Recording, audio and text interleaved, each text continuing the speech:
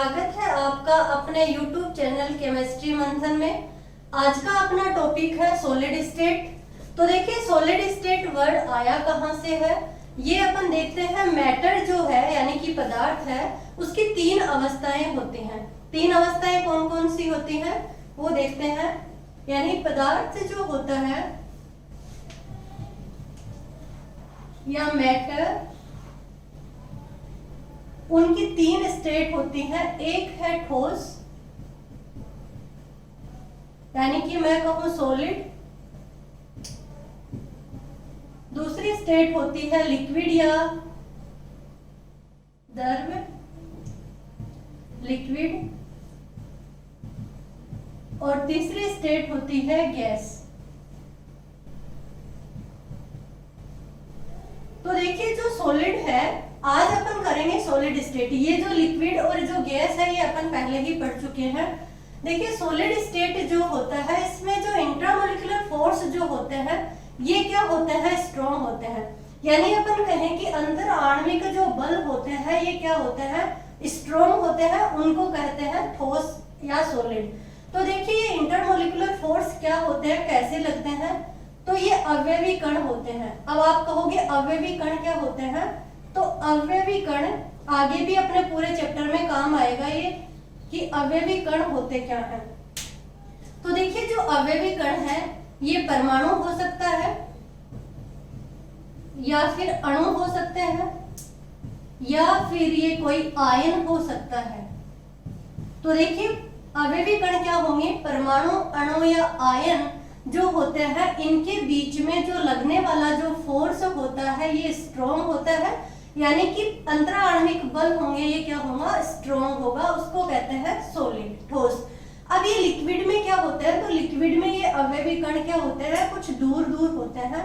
तो इनमें जो इंटरमोलिकुलर फोर्स जो होता है वो स्ट्रॉन्ग नहीं लग पाता, क्योंकि ये जो कण होंगे ये क्या होते हैं, दूर दूर होते हैं। और अगर बात करें गैस की, तो गैस में क्या होंगे, ये अवयवी कण और दूर दूर चले जाते हैं। तो इनमें क्या होते हैं, अंतराणविक जो बल होता है वो ना के बराबर होता है, लगता ही नहीं है।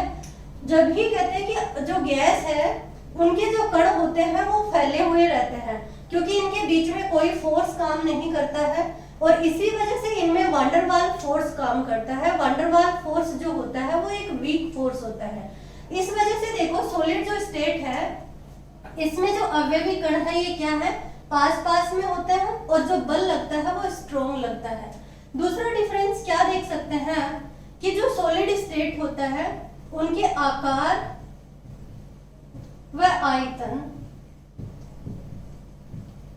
क्या होते हैं, निश्चित होते हैं। आकार व आयतन निश्चित होते हैं। इनको समझिए क्या है। आकार का मतलब होता है कि जिस तरीके से ये एक सॉलिड है, ये ठोस है, इसका आकार एक निश्चित है। इसको अगर अपन कितना भी कंप्रेस करें, कितना भी दबाएं, ये दब नहीं सकता, क्योंकि ये ठोस है। तो ठोस जो होगा उसका आकार क्या होता है, एक निश्चित होता है। और आयतन भी क्या होता है, यानी कि वॉल्यूम की बात करूं, वो भी क्या होता है, फिक्स होता है।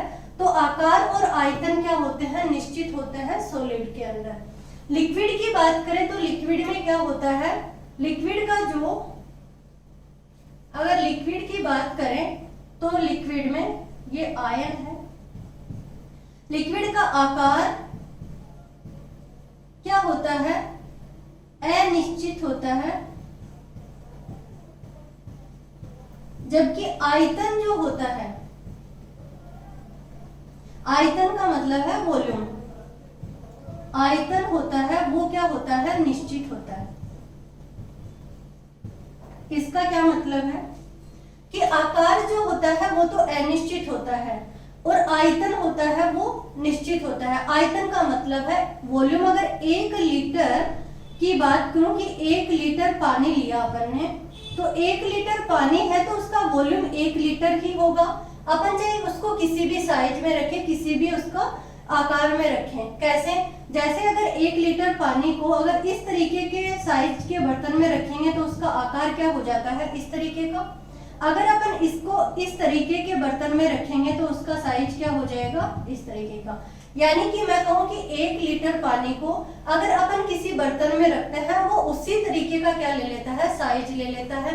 जैसे अगर 1 लीटर पानी को अपन बोतल में रखेंगे तो वो बोतल की साइज ले लेगा, इस तरीके रखेंगे तो वो इस तरीके का हो जाएगा, और अगर अपन इस तरीके के बर्तन में रखेंगे तो उसका साइज ऐसा हो जाएगा।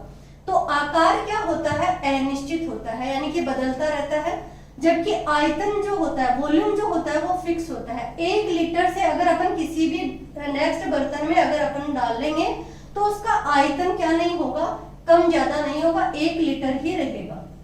तो ये समझ में आया आपको कि जो लिक्विड होता है उनका आकार और आयतन की बात करें तो आकार तो अनिश्चित होता है, जबकि आयतन क्या होता है, निश्चित होता है। और गैस की बात करें तो गैस का आकार व आयतन दोनों ही क्या होते हैं, अनिश्चित होते हैं। देखिए गैस क्या होती है, सबसे पहले आप समझिए, जनरल अगर अपन देखें तो घर में अगर अपन देखें कि गैस कहाँ यूज करते हैं, जैसे परफ्यूम जो होता है, तो जो परफ्यूम होता है तो वो देखिए अगर एक बंद उसमें किस में आता है, जैसे अपन बंद पैकेट में लेके आते हैं, अगर उसको क्या करें अपन खुले हुए कमरे में छोड़ देते हैं तो वो कमरे का साइज ले लेगा।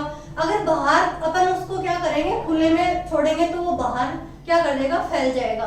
इस तरीके से जो गैस होती हैं उनका ना कोई आकार होता है और ना ही कोई उनका आयतन होता है। तो देखिए आकार और आयतन दोनों ही क्या होते हैं, उनके अनिश्चित होते हैं।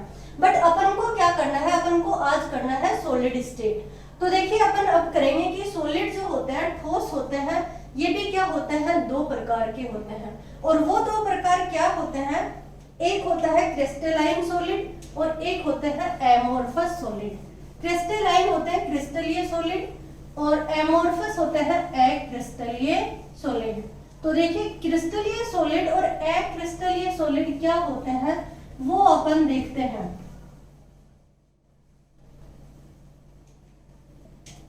देखिए जो ठोस होते हैं वो भी 2 टाइप के होते हैं, एक होते हैं क्रिस्टलीय ठोस, क्रिस्टलीय ठोस होता है क्रिस्टलाइन ठोस, और दूसरा होता है अक्रिस्टलीय ठोस यानी कि एमोर्फस सॉलिड, अक्रिस्टलीय सॉलिड ठोस। अब देखिए जो क्रिस्टलीय सॉलिड होते हैं ये क्या होते हैं और अक्रिस्टलीय सॉलिड होते हैं ये क्या होते हैं। अभी अपन दोनों में डिफरेंस करेंगे, दोनों में अंतर करेंगे तो दोनों अच्छे से समझ में आ जाएंगे। बट सबसे पहले तो अपन देखते हैं कि जो क्रिस्टलीय सॉलिड होते हैं ये क्या होते हैं। तो जो क्रिस्टलीय सॉलिड होते हैं ये देखिए इनकी जो ज्यामिति होती है वो क्या होती है, निश्चित होती है। ज्यामिति क्या होती है, निश्चित होती है। ज्यामिति निश्चित का मतलब होता है कि जैसे मैं कहूं कि सॉलिड जो है उनका एग्जाम्पल अगर अपन देखें तो NaCl देख सकते हैं, KCl, या फिर कोई भी देखिए मेटल जैसे Au है, सोना, Ag चांदी, कॉपर, ये सब क्या है, सॉलिड होता है, ठोस होता है, यानी कि मेटल सारे क्या है, सॉलिड होते हैं। तो जब मैं इनकी ज्यामिति की बात करूं तो देखिए कैसे होता है, ये Na+ और ये Cl-, ये Na+ और ये Cl-। इस तरीके से क्या होती है, इनकी ज्यामिति फिक्स होती है कि एक पॉजिटिव एक नेगेटिव, एक पॉजिटिव एक नेगेटिव, इस तरीके से होता है। इनकी ज्यामिति निश्चित होती है, फिक्स होती है। जबकि अगर बात करूं क्रिस्टलीय सॉलिड की तो इनके जो गलनांक होते हैं वो भी क्या होते हैं, निश्चित होते हैं। गलनांक भी क्या होते हैं, निश्चित होते हैं। और अगर इनकी बात करें कि जो क्रिस्टलीय सॉलिड होते हैं ये होते हैं वास्तविक ठोस। वास्तविक ठोस का मतलब क्या होता है कि क्रिस्टलीय जो सॉलिड होते हैं, क्रिस्टलाइन सॉलिड जो होते हैं ये वास्तविक ठोस होते हैं, जबकि अक्रिस्टलीय जो सॉलिड होते हैं ये क्या होते हैं, ये आभासी सॉलिड होते हैं। आभासी ठोस भी इनको बोला जाता है, या इनको बोलते हैं सुपर लिक्विड ठोस। क्यों बोलते हैं सुपर लिक्विड, क्योंकि इनमें क्या होता है, बहने की प्रकृति होती है, ये बहते हैं। अब ये कैसे बहते हैं, देखिए आपने एग्जाम्पल देखा होगा कि जो शीशा होता है, मिरर होता है, जिसके दरवाजे अगर अपन बनाए तो दरवाजे पे अगर मिरर लगा हुआ होता है तो कुछ समय बाद में क्या होता है, वो ऊपर से पतला और नीचे से क्या हो जाता है, मोटा हो जाता है। वो एक दिन में नहीं होता, धीरे धीरे धीरे धीरे होता है। ऐसा क्यों होता है, क्योंकि इनमें क्या होता है, बहने की प्रकृति होती है, इनकी बहने का गुण होता है। तो ये सारी बातें अपन को क्या समझ में आएगी, डिफरेंस से समझ में आएगी। देखिए जो क्रिस्टलीय सॉलिड होते हैं इनकी ज्यामिति निश्चित होती है, जबकि जो अक्रिस्टलीय जो सॉलिड होते हैं, अगर मैं बात करूं अक्रिस्टलीय ठोस की,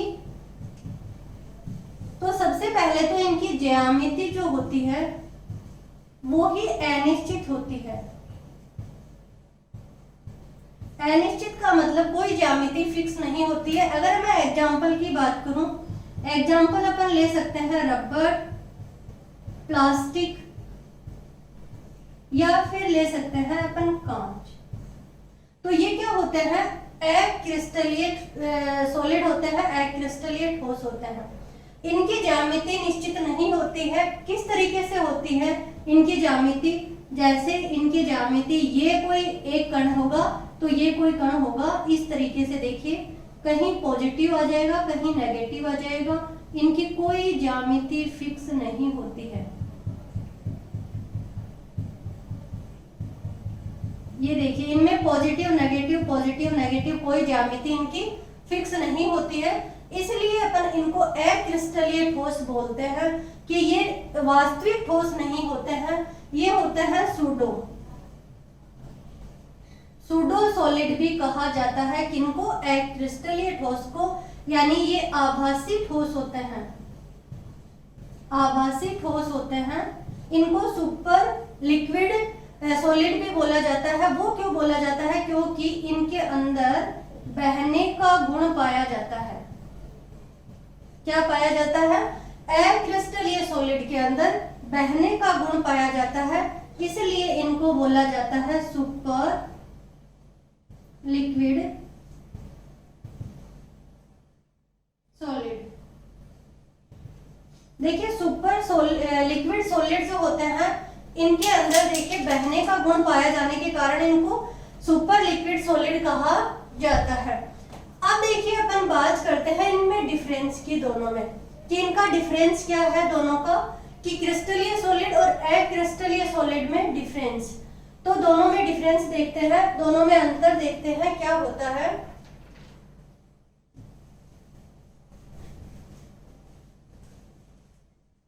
तो देखिए क्रिस्टलीय जो सॉलिड होते हैं ये वास्तविक सॉलिड होते हैं, और अक्रिस्टलीय सॉलिड होते हैं ये क्या होते हैं, आभासी सॉलिड होते हैं, आभासी ठोस होते हैं। तो अगर मैं बात करूं कि ठोस अवस्था जो होती है, ठोस जो होते हैं सॉलिड, इनको टू टाइप में डिवाइड करते हैं। एक हो गया क्रिस्टलीय सॉलिड, और एक की बात करूं तो हो गया अक्रिस्टलीय सॉलिड। अक्रिस्टलीय सॉलिड। तो देखिए क्रिस्टलीय ठोस और अक्रिस्टलीय ठोस। तो जो क्रिस्टलीय ठोस होंगे उनकी ज्यामिति क्या होती है, फिक्स होती है, ज्यामिति निश्चित। जबकि अगर ज्यामिति की बात करूं तो ये निश्चित होती है, और अक्रिस्टलीय में क्या होती है, ज्यामिति अनिश्चित। ज्यामिति क्या होती है, अनिश्चित होती है, अनिश्चित होती है। अब देखिए ज्यामिति का मतलब हो गया कि जैसे मैं बात करूं कि ये Na+, ये Cl-, ये Na+ और ये Cl-, ऐसे ही Cl-, Na+, Cl-, Na+। तो देखिए Na+, ये Na+, Cl-, Na+,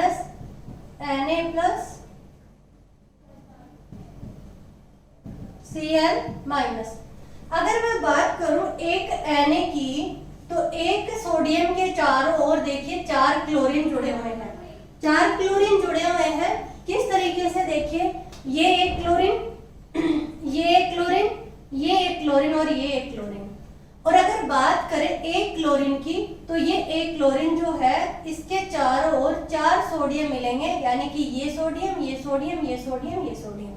तो इनकी जो ज्यामिति होती है वो निश्चित हो रही है, निश्चित होती है, जबकि ऐसा इधर नहीं है, ज्यामिति कोई निश्चित नहीं होती है, क्योंकि इनके अंदर देखिए कहीं पे अपना ये पॉजिटिव बोले और ये क्या होते हैं नेगेटिव। तो देखिए पॉजिटिव नेगेटिव पॉजिटिव नेगेटिव ये क्या होता है, ऐसे ही फैले हुए रहते हैं, इनकी कोई ज्यामिति क्या नहीं होती है, निश्चित नहीं होती है। अगर मैं बात करूं इनके अवयवी कणों की, तो ये अवयवी कण होते हैं, इनमें अवयवी कण क्या होते हैं, देखिए अवयवी कण मैंने आपको बता दिया कि या तो ये क्या हो सकते हैं, अवयवी कण आयन हो सकता है, या परमाणु, या अणु। ये क्या होते हैं, इनकी अवयवी कणों के आधार पे अपन बता सकते हैं कि इनमें अवयवी कणों की व्यवस्था क्या होती है, एक अरेंजमेंट में होती है, अरेंज में होता है ये, यानी कि इनकी निश्चित होती है ये व्यवस्था, और इनमें ऐसा कुछ नहीं होता है, अवयवी कण जो होते हैं ये बिखरी हुई अवस्था में होते हैं। अगर मैं बात करूं कि इनके एक प्रकृति आती है विदलन की, तो देखिए जो विदलन होता है ये होता है क्लीवेज। विदलन जो होता है, क्लीवेज का मतलब होता है टूटना, यानी कि अगर इनको क्रिस्टलाइन सॉलिड को किसी तेज धारदार अगर औजार से तोड़ा जाता है, यानी कि किसी औजार से अगर इनको तोड़ा जाएगा क्रिस्टलाइन सॉलिड को, तो ये क्या होंगे कि 2 बराबर भागों में क्या हो जाएगा, बट जाएगा। किस तरीके से, जैसे अगर इसको तोड़ेंगे तो ये यहाँ से 2 बराबर भागों में क्या हो जाएगा, बट जाएगा, यानी कि इसमें विदलन का गुण पाया जाता है, क्लीवेज का गुण पाया जाता है, जबकि इनमें नहीं पाया जाता। किस तरीके से, इनको तोड़ा तो ये बराबर बराबर भागों में क्या होंगे, टूटेंगे। जबकि अगर एमोर्फस की बात करें तो जैसे इनमें कोई विदलन का गुण नहीं पाया जाता, जैसे ये एक एक्रिस्टलाइन सॉलिड है यानी एमोर्फस सॉलिड है। अगर इसको कहीं कोई तोड़ेंगे, इनके ऊपर मान लो कि अपन ने क्या किया, किसी सॉलिड से अपन ने इनको तोड़ने की कोशिश की है बाहरी औजार से, तो ये क्या होगा कि एकदम से यहाँ से नहीं टूटेगा, ये क्या होगा कि एकदम से छोटे छोटे टुकड़े होंगे इसके, ये टुकड़ों में क्या होगा, टूट जाएगा। और वो टुकड़े भी किस तरीके से होंगे, वो इस तरीके से उनमें नुकीले साइज के ऐसे टुकड़े टुकड़े बाहर निकलेंगे। उस तरीके से क्या होगा कि जो विदलन का गुण होता है वो क्रिस्टलाइन सॉलिड में पाया जाता है। ये जब टूटेंगे तो चमकीली सतह में टूटेंगे, यानी कि 2 बराबर भाग भी होंगे और जो सतह होगी वो चमकीली होगी। बट यहाँ पे जैसे आपको अगर अपन डेली लाइफ की बात करें तो ये है कोई सॉलिड, जैसे चांदी सोना कुछ भी ले सकते हैं अपन, अगर उनको काटते हैं तोड़ते हैं तो वो क्या हो जाते हैं, बराबर भाग में टूट जाते हैं।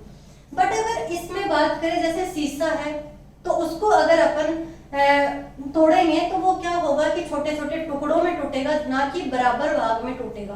तो इस वजह से अपन कह सकते हैं कि एमोर्फस जो सॉलिड होते हैं उनमें विदलन का गुण नहीं पाया जाता। क्या नहीं पाया जाता, विदलन का गुण नहीं पाया जाता, जबकि इनमें विदलन का गुण क्या होता है, पाया जाता है। इस तरीके से अपन कह सकते हैं कि जो सॉलिड होते हैं उनमें क्या होता है, विदलन का गुण पाया जाता है, जबकि इनमें नहीं पाया जाता। एक और आता है अपनी कि इनमें शीतलन वक्र, शीतलन वक्र क्या होते हैं, देखिए शीतलन वक्र जो होते हैं ये सॉलिड जो होंगे कौन से, क्रिस्टलाइन सॉलिड, इनमें जो शीतलन का वक्र आएगा वो किस तरीके से आता है अपना,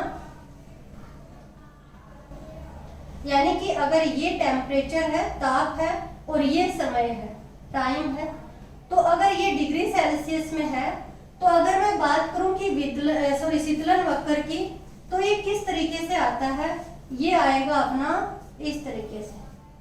अब ये कैसे आता है, अब देखिए ये जो है अपन एग्जाम्पल लेते हैं जिसको आप जानते हो, जिसको जानते हो, यानी कि आप जानते हो बर्फ को, आइस को। आइस को आप क्या करते हो, जानते हो, ये है आइस। तो जब ये सॉलिड स्टेट में है तो इसका जो टेम्परेचर होगा वो 0 होगा, यानी कि यहाँ पे होगा। ये अपन 0 से लेकर और यहाँ पे 100 डिग्री सेल्सियस तक की क्या है, टेम्परेचर है। अब इनका जो शीतलन वक्र आता है ये असतत आता है। असतत का मतलब क्या होता है, देखिए डिसकंटिन्यू होता है।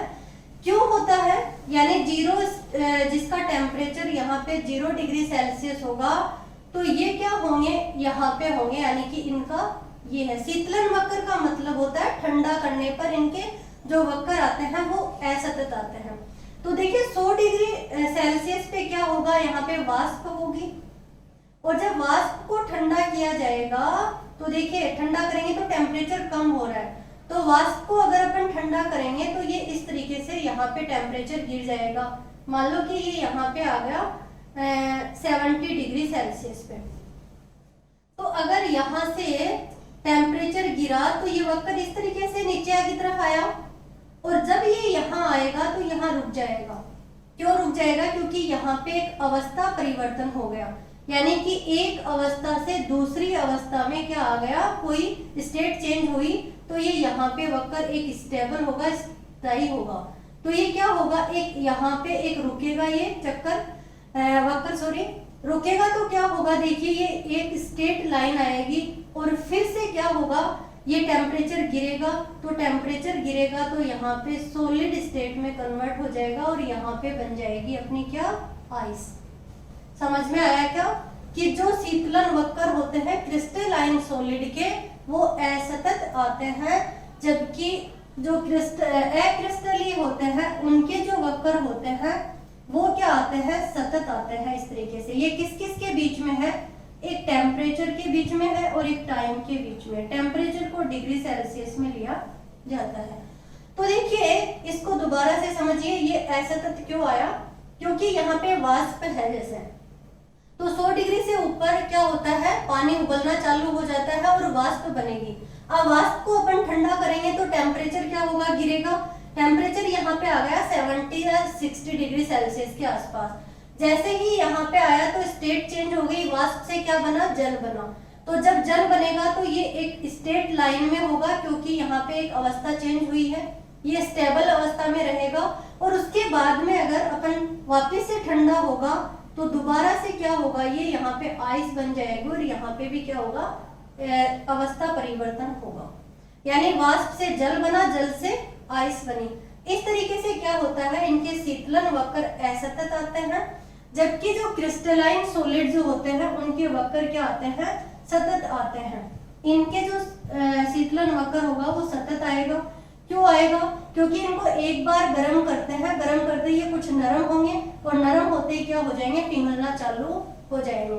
जैसे कि आपने कहीं देखा होगा रबड़, अगर रबड़ को अपन जलाते हैं तो वो क्या करता है, कुछ नरम होगा और फिर वो पिघलना चालू कर देगा एकदम से, और जैसे ही वो नीचे गिरेगा तो जम जाएगा। इस तरीके से होता है कि जो क्रिस्टलाइन सॉलिड होते हैं उनके जो वक्र आते हैं वो असतत होते हैं, और अक्रिस्टल जो सॉलिड होते हैं उनके सतत वक्र आते हैं।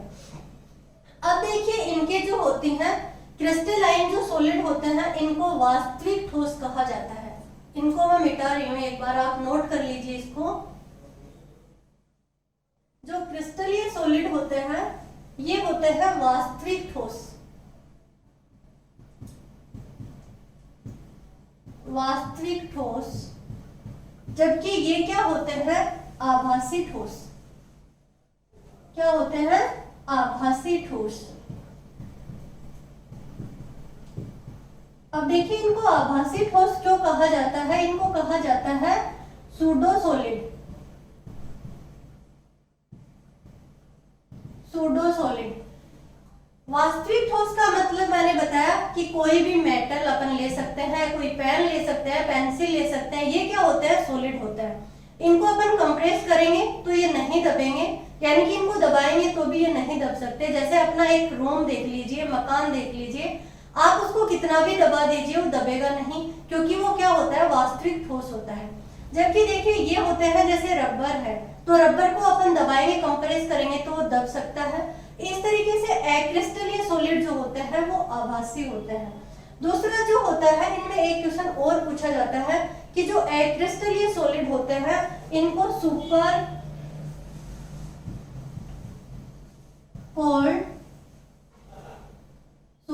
कोल्ड लिक्विड भी बोला जाता है। सुपर कोल्ड लिक्विड क्यों बोला जाता है, इनको कहा जाता है अस्थित द्रव्य। देखिए क्यों कहा जाता है, क्योंकि इनमें क्या होती है, बहने की प्रवृत्ति होती है। ये क्या करते हैं, बहने की प्रवृत्ति होती है। ये क्या होती है, बहने की प्रवृत्ति। जैसे कांच होता है तो वो क्या होता है, कुछ टाइम के बाद में ऊपर से लेकर नीचे की तरफ आएगा। जैसे अपन किसी खिड़की में अगर कांच लगाते हैं तो धीरे धीरे क्या होगा, वो ऊपर से नीचे की तरफ, यानी ऊपर कांच की जो थिन होती है वो पतला हो जाएगा और नीचे की जो मोटाई होगी वो क्या होगी, ज्यादा हो जाएगी। तो ये ऊपर से नीचे यानी बहने का गुण पाया जाता है, इसलिए इनको कहा जाता है सुपर कोल्ड लिक्विड, यानी अस्थित द्रव्य कहा जाता है। अब देखिए नेक्स्ट जो डिफरेंस होता है क्रिस्टलाइन सॉलिड और अक्रिस्टलाइन सॉलिड में, वो होता है देशिकता का। अब ये देशिकता क्या आ गई, तो वो देखते हैं अपन कि अगर इन दोनों को देशिकता के आधार पे, देशिकता के बेस पे अगर डिवाइड करें तो ये क्या होते हैं और किस तरीके से इनमें ये पाया जाता है। देखिए देशिकता का ये अभी मैं समझाऊंगी आपको पूरा क्लियर तरीके से। इनमें विषम देशिकता पाई जाती है। क्या पाई जाती है, विषम देशिकता, और इनमें पाई जाती है समदेशिकता।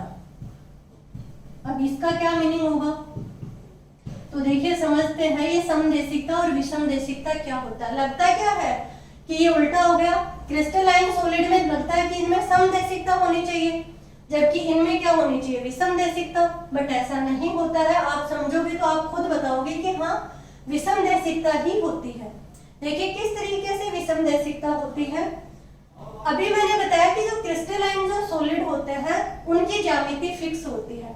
ज्यामिति का मतलब उनकी एक निश्चित अरेंजमेंट में अवयवी कण क्या होते हैं, जमे हुए होते हैं। देखिए किस तरीके से, जैसे ये Na+ है और इसके पास में ही क्या होगा, Cl-। इसी तरीके से अगर मैं कहूं कि एक Na+ होगा और एक Cl- होगा, ये Cl-, यहाँ पे भी क्या होगा Cl- और यहाँ पे भी क्या होगा Na+, और ये क्या होगा Cl- और ये होगा Na+। अभी यहाँ पे होगा Na+, और ये होगा Cl- और Cl-,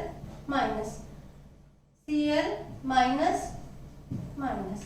अब देखिए Cl-, Na+, Cl-, Na+। अब देखिए अरेंजमेंट तो यही होता है, अवयवी कण जो होते हैं वो एक के बाद एक, यानी कि पॉजिटिव नेगेटिव पॉजिटिव नेगेटिव, इस तरीके से आगे और चलते हुए जाते हैं। मैंने क्या किया है, सिर्फ एक टुकड़ा लिया है इनका, यानी ये सॉलिड का एक टुकड़ा है। अब देखिए इसमें अपन अगर लाइट ऑफ बीम डाली जाए, यानी कि प्रकाश का जो पुंज डाला जाता है, लाइट की जो बीम डाली जाती है वो अगर यहाँ से अपन डालें इधर से, तो होगा क्या, देखिए अगर मैं बात करूं कि लाइट ऑफ बीम डालेंगे तो देखिए यहाँ से डालेंगे तो ये इस तरीके से, यानी कि ये जा रहा है, इसको नाम दे दिया ये A और ये B। तो ये लाइट इस तरीके से जा रही है, तो अगर अपन इसको यहाँ से यहाँ लिख लेती हूँ कि ये A है और ये B है। देखिए इस पे क्या क्या अवयवी कण आए हैं, यहाँ पे आया है Na+, इधर आया है Cl-, Na+, Cl-, जबकि नीचे क्या आया है Cl-, Na+, Cl- और Na+। जो यहाँ दिख रहा है वही मैंने यहाँ लिखा है। अब अगर लाइट ऑफ बीम अपन इधर से डालें, देखिए यहाँ से, तो देखिए क्या होगा, ये दूसरी वे है, इसको नाम दे दिया सी और डी। अगर सी और डी को यहाँ लिखा जाए तो सी और डी पे अवयवी कणों का अरेंजमेंट क्या है, देखिए Cl minus Cl minus Cl minus Cl minus दिख रहा है आपको। जबकि यहाँ क्या है, Na plus Na plus Na plus. ये आगे भी चलते रहते हैं, इधर भी चलते रहते हैं, इधर भी चलते रहते हैं। अगर मैं बात करूं इस C और D को, इसको नाम दिया C और D। C और D जो रे है, इस पे अगर मैं बात करूं कि Cl minus Cl minus Cl minus Cl minus, और नीचे की साइड क्या है, Na plus Na plus Na plus Na plus. तो आप खुद ही देख के बता दोगे कि ये विषमदेशिकता है या समदेशिकता है। यानी कि दो रे अपन ने डाली है, दोनों के ऊपर क्या है, अलग अलग अरेंजमेंट पाया जा रहा है। तो अलग अलग अरेंजमेंट पाया जा रहा है, तो इसका मतलब ये क्या है, विषमदेशिकता। ठीक है, आया समझ में आपको कि विषमदेशिकता क्या होती है।